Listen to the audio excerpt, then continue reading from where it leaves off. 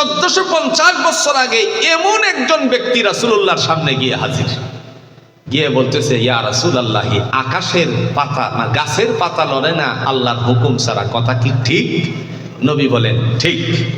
খুব ভালো করে বুঝেন রাসূল কি বলছেন, ঠিক। তো আকাশের পাতা লড়ে না, মানে গাছের পাতা লড়ে না আল্লাহর হুকুম ছাড়া, এটা যদি ঠিক হয় তাহলে আমি অপরাধ করি, এটাও তো আল্লাহ না করাইলে আমি করতাম। নাউজুবিল্লাহ বলতেন। রাসূলুল্লাহ সাল্লাল্লাহু আলাইহি সাল্লাম বললেন, ঠিক আছে তাইলে তুমি দাঁড়াও। দাঁড়াইছে। তিনি বললেন, ডান পাটা উঠাও। কোন পা? ডান পা উঠাও। ডান পা উঠালেন। আল্লাহ রাসূল বলেন, এটা এই অবস্থায় থাকবে, বামটাও উঠাও। আচ্ছা, কনসেপ্ট কোনো কিছুর মধ্যে ভর না করে ডানটা উঠানো অবস্থায় বামটা উঠানো সম্ভব না। তিনি বললেন, ইয়া রাসূলুল্লাহ, এটা কি করে সম্ভব? রাসূল বলেন, কল্যাণকর এক পা উঠানোর ক্ষমতা তোমাকে আল্লাহ দিয়েছেন, আর এক পা উঠানোর যেমন ক্ষমতা দেয় নাই। কল্যাণকর কাজ হয় আল্লাহর পক্ষ থেকে, আর শয়তান অকল্যাণকর কাজ করায়। কথা বুঝেননি? একটা উদাহরণ দিলে বুঝবেন। শয়তান যে অকল্যাণকর কাজ কিভাবে করায়। আচ্ছা, কোনসে দুনিয়াতে মারামারি আসেনি? কথা কন নাকি? এক বুজুর্গ স্বপ্নে দেখতেছে, শয়তান রে বলতেছে, এ শয়তান, তুই মানুষের মধ্যে ঝগড়াঝাটি সৃষ্টি করিস কেন? শয়তান বলে যে, কসম বিল্লাহ, আল্লাহর কসম করে কইতেছে যে আমি কাহারো সাথে ঝগড়া লাগাই না, আমি একটু মিষ্টি লাগাই দিই। কি লাগাই? মিষ্টি। সাথে সাথে, এটা কি বললি? দেখতে চান? হ্যাঁ দেখতে চাই। একটা গাছের গোড়ালির মধ্যে মিষ্টি লাগাই দিছে। কিছুক্ষণ পর এই মিষ্টির সুগন্ধিতে পোকামাকড় আসবে না? কথা কন নাকি? আসবে না? পোকামাকড় আসলো। এই পোকামাকড়কে খাবার হিসাবে পাশে চিকন একটা লেজ বিশিষ্ট ঘরের মধ্যে থাকে, দেখবেন জোরে জোরে টিকটিকি গিয়ে সামনে আগায় আর বলে, আমার রাজ্যে তোদের এত বাহাদুরি। তার খাবার হিসাবে সেগুলো ধরে ধরে খাচ্ছে। ওরে পাশে যে লুকায়িত ছিল একটা ইঁদুর, ও বলে কি, আহ কি বাহাদুর, আমার রাজ্যে তোর বাহাদুরি। ইঁদুর গিয়ে টিকটিকিরে খাবার হিসাবে ধরলো। পাশে যে এক বিড়াল ওঁত পেতে ছিল, বিড়াল কই, দেখছিস কারবারটা কি করলো? কথা বোঝেন নাই? হ্যাঁ, ঘটনাটা কি ঘটালো? মুহূর্তের মধ্যে এবার বিড়ালে গিয়ে ইঁদুরে ধরলো। যেই বিড়াল ইঁদুরকে ধরেছে, পাশে যে একটা কুকুর ছিল, কুকুর বিড়াল রে তাড়া করলো। কারণ বিড়াল রে কুকুরে খুব সহজে ধরতে পারে না। পাশের বাড়ির ভিতরে এক গাছ ছিল, ওই গাছে উঠে গেছে। ওই বাড়ির একটা কুকুর ছিল, ওই কুকুর আইসা তার সাথে ঝগড়া লেগে গেল। কিন্তু ওই কুকুরটা ছিল জীর্ণ শীর্ণ, আর যেটা দৌড়ায় নিয়ে গেছে বিড়াল রে, এটা খুব সবল হৃষ্টপুষ্ট। বাড়ির মালিক যখন দেখলো তার কুকুরকে কামড়িয়ে একেবারে ঘায়েল করে ফেলতেছে, তখন একটা লাঠি দিয়ে তার একটা আঘাত করলো। এই আঘাত গিয়ে লাগছে মাথায়, ধৃঙ্কে পড়ে গেল কুকুরটি। ওই কুকুরের মালিক বসে বসে চা খাচ্ছিল। জান্নাতি ঠিকানা ইসলামিক চ্যানেল, বেলকুসি, সিরাজগঞ্জ। আপনার প্রিয় বক্তার মহাগ্রন্থ আল কুরআনের আলোচনা শুনুন। তার কাছে গিয়ে বলল, তুমি বসে চা খাইতেছো, উমুকে তোমার কুকুরটারে মেরে দিয়েছে। কথা বোঝেন না কি? এই কথা বলেই সামনে গেল, গিয়ে বলছে, তুই আমার কুকুর মারলি কেন? তোর কুকুরে আমার কুকুরটারে কামড়াইলো কেন? কুকুরে কুকুরে ঝগড়া লাগছে, এটারে মারতে হবে, তোর ব্যাপারে আমার বোঝা পড়ার আছে। যেই বললো বোঝা পড়ার আছে, সেই তার হাতে তো ছিল লাঠি, আর সে তো ছিল খালি হাতে, আবার তারেও মারলো। কথা বোঝেন নাই? যেই মারলো, রক্তাক্ত হয়ে গেছে।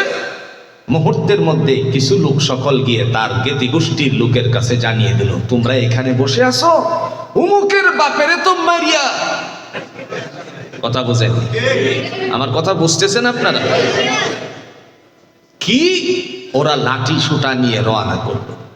আপনাদের এলাকায় সিরাজগঞ্জে একটা জায়গা আছে, কাইজা আছে, কথা কথা মানে ঝগড়াঝাটি যেখানে হয় এই নাম হইল কি কায়দা। ওরা যখন লাঠি সুটা নিয়ে আসতেছে ওরা মানে বসে থাকবে নাকি? দুই পক্ষ ধুমসে লেগে গেল, হসপিটাল পর্যন্ত ভর্তি হলো, মামলা মোকদ্দমা হলো। শেষে মামলাতে নিষ্পত্তির জন্য গ্রামে পাড়া মহল্লায় জুড়ে বলুন তো একটা সালিশের ব্যবস্থা হয় কি হয় না? ওই সালিশের ব্যবস্থা হওয়ার পর তারা সামনে আসছে, আসার পরে বলতেছে পক্ষ বিপক্ষ অর্থাৎ বাদী বিবাদী তোমরা সামনে আসো। আসছে, আচ্ছা বলো কি নিয়ে ঝগড়া শুরু হয়েছে? এই কথা শুনতে গিয়ে তারা খুঁজে পেল কি কুকুর নিয়ে কথা কর না, মূলত কি নিয়ে? কুকুর নিয়ে। হাই হাই, এটা কি কাজ হলো? ইবলিস বলে দেখছেননি আমি কি ঝগড়া লাগাইছি না মিষ্টি লাগাইছি? আল্লাহ এই ইবলিসকে ডাক দিয়ে বলছেন আমি আদমরে স্বীয় হাতে বানালাম, সেজদা করার কথা বললে তোরে কোন জিনিসের সেজদা থেকে দূরে সরালো? কোরআনে দলিল আছে নি? قال يا إبليس ما منعك أن تسجد لما خلقت بيدي أستكبرت أم كنت من العالين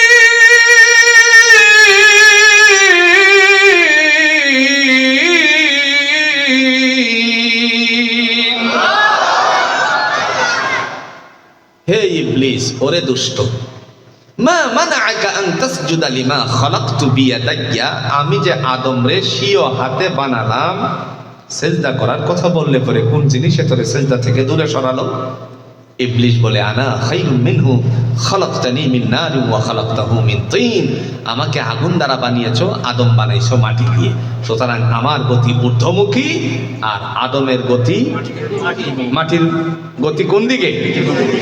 আমি ঊর্ধ্বমুখীর মানুষ হয়ে তাকে সেজদা করতে পারি না। দাম্ভিকতা প্রকাশ করার কারণে আল্লাহ বলেন ফাখরুজ, বের হয়ে যা। বের করে দিয়ে বলেন ওয়া ইন্না আলাইকা লা'নাতি ইলা ইয়াউমিদ্দিন, কিয়ামতের পূর্ব মুহূর্ত পর্যন্ত তোর গলার মধ্যে লানতের তখ্ত ঝুলিয়ে দিলাম। মানুষও আজ দাম্ভিকতা করে, এরকম মানুষ নাই? বন্ধু একবার চিন্তা করবেন, আমার আপনার জন্য আল্লাহ পাক এক ফুটা না পাক শুক্র দিয়ে কি সুন্দর করে মানুষটারে বানাইছেন। সুবহানাল্লাহ বলতেন, ইন্না খালাকনাল ইনসানা মিন নুতফা। আল্লাহ বলেন নিঃসন্দেহে আমি মানুষকে সৃষ্টি করার জন্য নাপাক শুক্র পিতার পৃষ্ঠদেশ থেকে মাতৃ জঠরে প্রবেশ করিয়েছি। সুম্মা মিন আলাকা, এই 40 দিন অতিবাহিত হওয়ার পরে একটা রক্তের চাক্কা বানালেন। সুম্মা মিন মুদগা, আরো 40 অতিবাহিত হওয়ার পর আল্লাহ গোশতের টুকরা বানালেন। ফাকাসাউনাল ইজামা লাহমা, আল্লাহ পাক এই গোশতের টুকরা থেকে কত সুন্দর করে আমাদেরকে আকার আকৃতি দিয়েছেন। আর পরেই বলছেন সুম্মা নুখরিজুকুম তিফলা, বাচ্চার আকারে তোমাকে দুনিয়াতে আমি পাঠিয়ে দিছি। এই জন্য শয়তান থেকে আমাদের বেঁচে থাকা দরকার আছে কিনা? প্রিয় ভাইয়ের আমার, যে কথা বলছিলাম 3 নাম্বার জান্নাতুল ফেরদাউসের বাসিন্দা হওয়ার গুণ, ওয়াল্লাযীনা হুম লিয-যাকাতিহিম ফাঈলুন। আল্লাহ বলেন যাদেরকে আমি সম্পত্তি দিলাম তার থেকে তোমরা যাকাত প্রদান করবে। 7.5 ভরি স্বর্ণ দিয়ে কোনো বোনকে যদি কোনো ভাই বিবাহের সময়ে সম্মানিত করে তারপরে ঘরে উঠায়, ওই 7.5 ভরি স্বর্ণর 1 বছর অতিবাহিত হওয়ার পরে 2.5% যাকাত দিতে হবে। আপনার যদি সম্পত্তি কমপক্ষে মনে করেন আপনার যদি 1,20,000 টাকা 1 বছর খেয়ে দিয়ে হাতে থাকে, কতটুকু?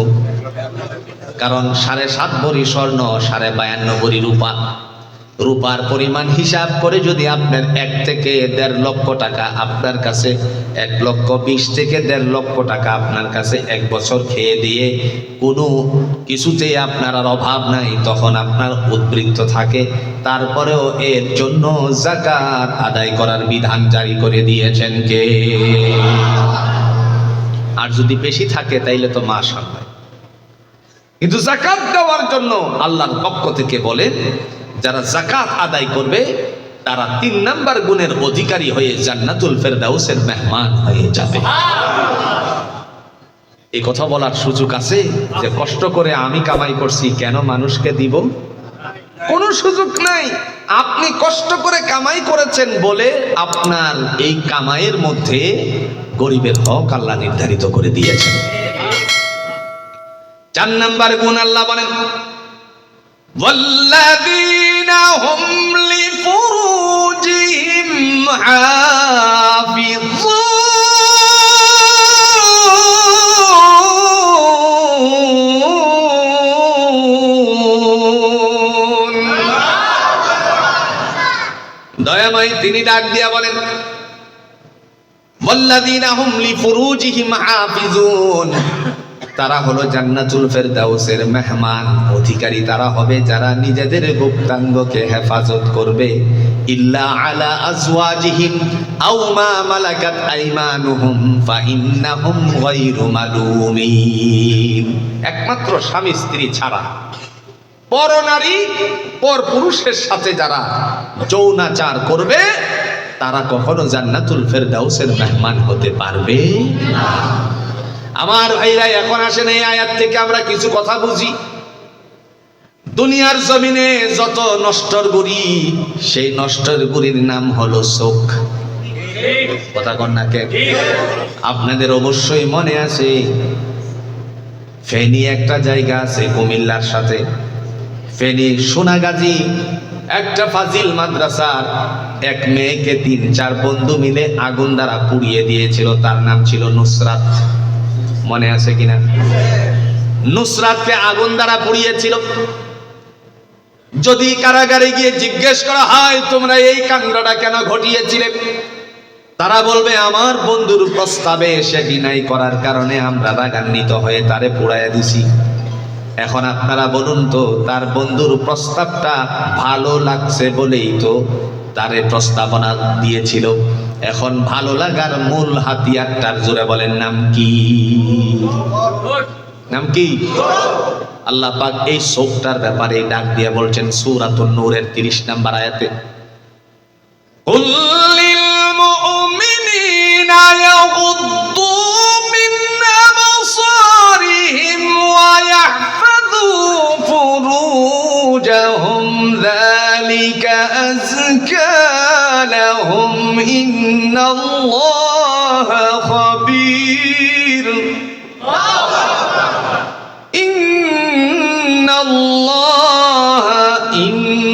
ইন্নাল্লাহা লা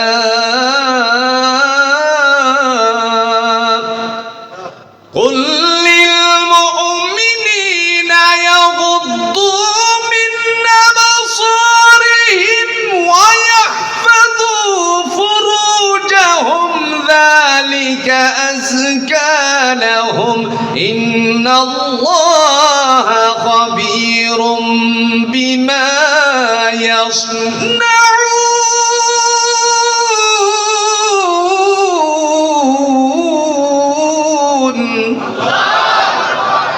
কে বলেছেন? সূরাতুন নূরের 30 নম্বর আয়াতে আল্লাহ বলেন কুল ও নবী আপনি বলুন লিল মুমিনিনা ইয়াগুদ্দু মিন আবসারিহিম, মুমিনদেরকে বলুন তারা যেন তাদের চক্ষুকে হেফাজত করে। কি? কারণ যত নষ্টের গুড়ি জোরে বলেন নাম কি? একটা উদাহরণ দিলে আপনারা সহজ করে বুঝে ফেলবেন। বলুন তো ট্রেনে কখনো ঢাকা গেছেন মনে হয়? কথা কন না? ট্রেনে শোক নাই মানুষেরা জুড়ে বলুন তো ভিক্ষা করে কি করে না? এদের ভিক্ষা করার কিছু হাতিয়ার জুড়ে বলুন আসেনি? মানে কণ্ঠ দিয়ে কিছু বলা বলি করে। কি কয় কোন?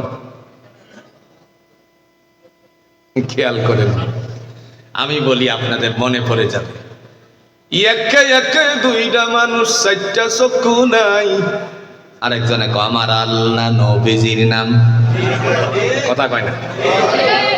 না ভুল বলছি ভাই? আমরা অন্ধ কপাল মন্দ রে মুমিন জবাই করে দান। আরেকজনে কয় আমার আল্লাহ নবীজির নাম কয়নি? আচ্ছা বলেন তো এই মানুষগুলোর সামনে আপনাদের সিরাজগঞ্জের সবচাইতে সুন্দরী মেয়ে যদি তার সামনে দাঁড় করিয়ে দিয়ে বলে এই যে তোমার সামনে যারে হাজির করছি সিরাজগঞ্জের সবচেয়ে সুন্দরী মেয়ে, সে কি বলবে? তার জবান খুলে বলবে সুন্দরী। আর ড্যাগের পাইলার পাতিলের যেই কালো অংশটুকু আছে সে আর সিরাজগঞ্জের সমস্ত মহিলাদের চেয়ে অতি সুন্দরী।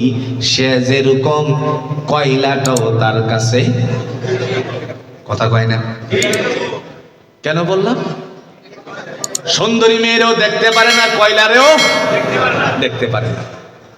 যাদের চক্ষু আছে আল্লাহ তাদের জন্য ঘোষণা দিয়ে বলেন, কুল ও নবী আপনি বলুন, লিল মুমিনিনা ইয়াগুদ্দু মিন আবসারিহিম, মুমিনদেরকে বলুন তারা যেন তাদের চক্ষুকে হেফাজত করে, ওয়া ইয়াহফাজু ফুরুজাহুম, এবং তারা যেন তাদের গুপ্তাঙ্গকে হেফাজত করে। এই আয়াতের একটু তাফসীরের দিকে যায়, ব্যাখ্যার দিকে যায়। একজন বিশিষ্ট মুহাদ্দিস ছিলেন যার নাম ছিল আব্দুল্লাহ বিন মুবারক রাহমাতুল্লাহ আলাইহি। আমার কথাগুলো আপনারা বুঝতেছেন কি? আমি প্রত্যেকটা আয়াতের তাফসীরের কিছু নিংড়ানো তথ্য থেকে বোঝানোর চেষ্টা করছি। নাম হলো আব্দুল্লাহ বিন মুবারক রাহমাতুল্লাহ আলাইহি। তিনি রাসূলুল্লাহর হাদিস পড়ান। বান্দা যখন হজ করতে গেলেন, বিদায়ী তওয়াফ করে যখন চলে আসবেন, এমন সময় দেখলেন একজন মানুষ চাদরের নিচে মোড়া দিয়া শুয়ে রয়েছে।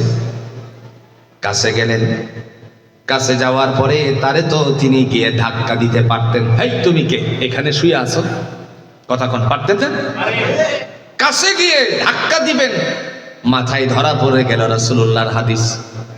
যদি তিনি পুরুষ না হয়ে নারী হয় তাহলে কি জবাব দিব? এই জন্য আল্লাহর নবীর সুন্নাহ বাস্তবায়ন করতে গিয়ে তিনি বললেন, যদি সে জীবিত হয় আওয়াজ দিবে, মৃত হলে আওয়াজ দিবে না। কাছে গিয়ে বলেন, আসসালামু আলাইকুম ওয়া রাহমাতুল্লাহ। ইসলামে উত্তম কাজ দুইটার মধ্যে একটা হলো একে অপরকে কি দেওয়া। দুইজন সাহাবী বুখারীর কিতাবুল ঈমান অধ্যায়ের মধ্যে রাসূলুল্লাহর হাদিসটুকু বর্ণনা করা হয়েছে। দুইজন সাহাবী এসে আল্লাহর নবীকে জিজ্ঞেস করলেন, আইয়ুল ইসলামি খায়রুন, নবী গো ইসলামে উত্তম কাজ কি? নবীজি বলেন, তুতি'মুত তাআম ওয়া তাকরাউস সালাম, পরস্পরকে খাবার দেওয়া আর একে অপরের সাথে সাক্ষাৎ হওয়ার পরে সালাম দেওয়া। সুবহানাল্লাহ বলছেন। উত্তম কাজ, কিন্তু দুর্ভাগ্য হলেও সত্য, স্বামী স্ত্রীরে সালাম দেয় না। কথা কন নাই? নাই। আজকে এখান থেকে ঘরে গিয়ে বিবিরে সালাম দিয়ে ঢুকবেন তো? কথা কন, লজ্জা লাগতেছে বন্ধু। এটাই তো রাসূলুল্লাহর হাদিস। সূরাতুন নূরের মধ্যে আল্লাহ পাক রব্বুল আলামিন ঘোষণা দিয়েছেন, তুমি যদি সন্তানকে ডেকে বলছেন, তুমি যদি তোমার মায়ের ঘরেও প্রবেশ করো, সালাম দিয়ে অনুমতি নিয়ে তারপরে প্রবেশ করবা। সুবহানাল্লাহ। আমরা যেমন বলি না, স্যার আসতে পারি? কথা কন নাকি? স্যার আসতে পারি। এই স্যার আসতে পারি কথাটা কোনো মুসলিমের তৈয়ারকৃত নয়। রাসূলুল্লাহর আদর্শ হলো দরজার সামনে গিয়ে সালাম দেওয়া, আসসালামু আলাইকুম ওয়া রাহমাতুল্লাহ। তিনিই বলবেন, ওয়া আলাইকুম আসসালাম ওয়া রাহমাতুল্লাহ, আসুন ভিতরে আসুন। সুবহানাল্লাহ বলছেন। আমার ভাইরা, আল্লাহ পাক রব্বুল আলামিনের বান্দা